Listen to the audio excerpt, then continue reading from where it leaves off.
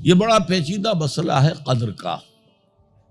تقدیر کا جو تصور ہمارے ذہنوں میں ہے وہ صحیح نہیں ہے۔ قدر کہتے ہیں اندازے کو، ایویلویٹ کرنا، کسی چیز کی قدر و قیمت کا اندازہ کرنا۔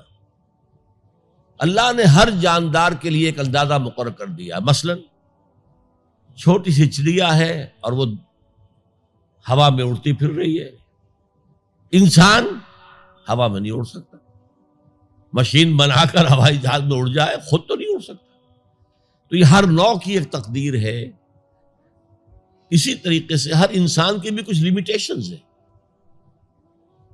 ہر انسان کو دو چیزیں ملتی ہیں جس میں اس کا کوئی دخل نہیں۔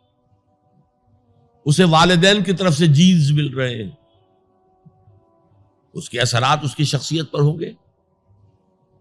پھر جس ماحول میں اسے پیدا کیا گیا ہے اس ماحول کے اثرات ہوں گے۔ ان دونوں سے مل کر شاکلہ بنتا ہے۔ قرآن مجید نے شاکلہ کہا ہے۔ شاکلہ کہتے ہیں پیٹرن کو۔ آپ نے لوہے سے کوئی چیز ڈھالنی ہے تو پہلے لکڑی کا پاٹرن بناتے ہیں، ہمارے مصری لوگ پاٹرن کہتے ہیں اس کو۔ اسے آپ پیٹرن سمجھیے، تاکہ اس میں آپ نے لوہا پگھلا کر ڈالا تو اسی کے مطابق ڈھل گیا۔ تو ہر انسان کا ایک پیٹرن ہے جو اس کے جینز سے اور اس کے انوائرمنٹ سے بنا ہے، اور ہر انسان کا محاسبہ اسی اعتبار سے ہوگا۔ اگر کسی کے شاکلہ میں 100% نیکی کا اللہ تعالی نے صلاحیت رکھی تھی اور اس نے 40% کی ہے، وہ مارا گیا۔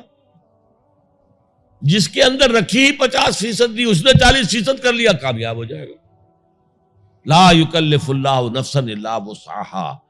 Every individual will be judged according to what was given to him by Allah subhanahu wa ta'ala۔ لیکن تقدیر کا مطلب یہ نہیں ہے that we are bound to do something. No. There is no predestination. It's only pre-knowledge. اللہ نے مجھے اختیار دیا، چاہے یہ کرو چاہے وہ کرو، اما شاکرا و اما کفورا، فمن شاء فلیؤمن ومن شاء فلیکفر۔ جو چاہے ایمان لائے، جو چاہے کفر کا اختیار کر لے۔ لیکن اللہ کو معلوم ہے کہ تم کیا کرو گے۔ یہ پری نالج ہے اللہ کا، پری ڈیسٹینیشن نہیں۔ اللہ نے مجبور نہیں کیا ہے۔ ہاں، وہ لمیٹیشن جو آپ کی شخصیت کے اندر ہے وہ اپنی جگہ ہے، لیکن نیکی اور بدی، خیر اور شر، حق و باطل کا چوائس آپ کو دیا ہے، اما شاکرا و اما کفورا، اور فمن شاء فلیؤمن ومن شاء فلیکفر۔ This free will is with you and you will be adjudged on the basis of this free will۔ البتہ کتنی نیکی تم کر سکتے تھے اتنی کر لی، کامیاب، چاہے وہ مقدار میں کم ہو۔ اب جب غزوہ تبوک کے موقع پر حضور نے مسلمانوں سے کہا یہ جیش العسرہ ہے، ساز و سامان چاہیے، اب لاؤ پیسے پیش کرو، حضرت ابوبکر نے اپنا سارا اثاثہ لا کر رکھ دیا۔ پوچھا اپنے بال بچوں کے لیے کچھ چھوڑ کر آئے ہو؟ کہ کچھ نہیں چھوڑا۔ صدیق کے لیے ہے خدا کا رسول، بس اللہ کا نام چھوڑ کر آیا ہوں۔ اب حضرت عثمان نے بہت دولت دی اس وقت۔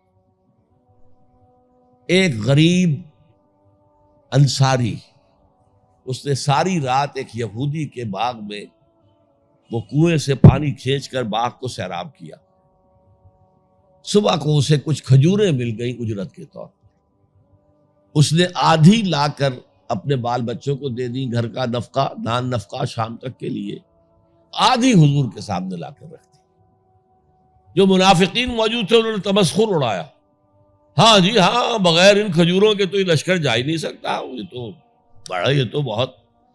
حضور نے کیا کہا؟ ان کھجوروں کو اس پورے ڈھیر کے اوپر پھیلا دو، اللہ کی نگاہ میں یہ اس پورے ڈھیر سے زیادہ بھاری ہے۔ تو آپ جو کچھ کر سکتے ہیں کیجئے۔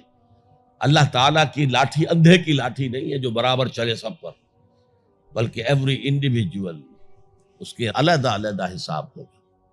اللہ کا کمپیوٹر بہت بڑا ہے، بہت بڑا ہے، بہت بڑا ہے، وہ ہر ایک کی قدر و قیمت کا تعین کر لے گا۔